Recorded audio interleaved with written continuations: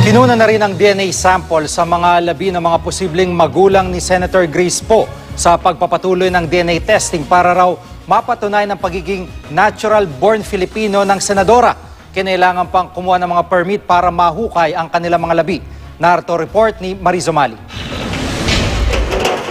Kasama ang forensic pathologist at abogado mula sa kampo ni Senador Grace Poe, hinukay kaninang umaga ang labi ng sinasabing posibleng ina ni Senador Poe na si Victoria Rodriguez dito sa East Valencia Public Cemetery sa Buena Vista, Guimaras. Inilatag ang kanyang labi at kinuna ng mga litrato. Ang DNA sample kinuha sa bandang hita. Hinukay at kinunan din daw ng DNA sample ang labi ni Paquito Montañez, ang sinasabing posibleng ama ng senadora. Maging ang labi ng ama ni Paquito na si Francisco, kinunan din daw ng DNA sample. Sa pakiusap ng pamilya Montañez para raw protektahan ang privacy ng pamilya, hindi na namin ipalalabas ang video sa isinagawang exhumation sa mag-amang Paquito at Francisco.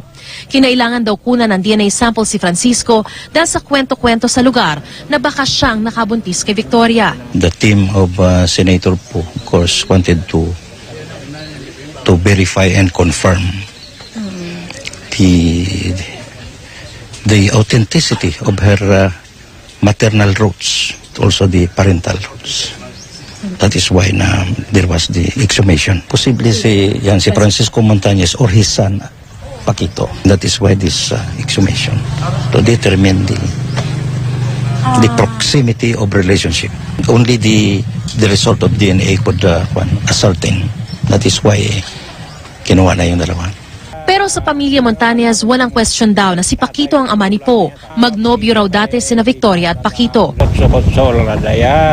Mga balangod ang mga kay Guya. Tatay ko tigulang na yan, tatay. Si Otod Guya si Paquito Paano mo nang parang si Paquito? Hindi mama Paquito kay kita mo naga ulirayan. Tindugan ko lang yan 1975 namatay si Paquito matapos naman umano ng kidlat. 1995 naman namatay si Victoria dahil umano sa heat stroke. Mula rito sa Guimaras, dadalhin ang mga buto at DNA sample na ito sa Maynila kasama ng 9 na iba pang DNA sample na nauna nang kinuha nitong Martes mula naman sa pinaniniwalaang mga tiyuhin at tiyahin ng Senador Grace Poe para isailalim lahat sa DNA testing. Kahapon, 6 sa 9 na DNA samples ang kinuha mula sa mga kapatid ni Victoria, habang 3 naman mula sa mga kapatid ni Paquito Montañez.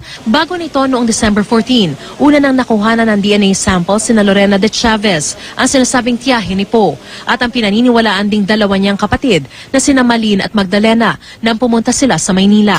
Siniguro naman ng kampo ni Poe na wala silang malalabag na sanitation at health procedures sa paglilipat sa mga DNA sample at buto matapos makakuha ng mga kaukulang permit mula sa Municipal Health Office at lokal na pamahalaan ng Guimaras.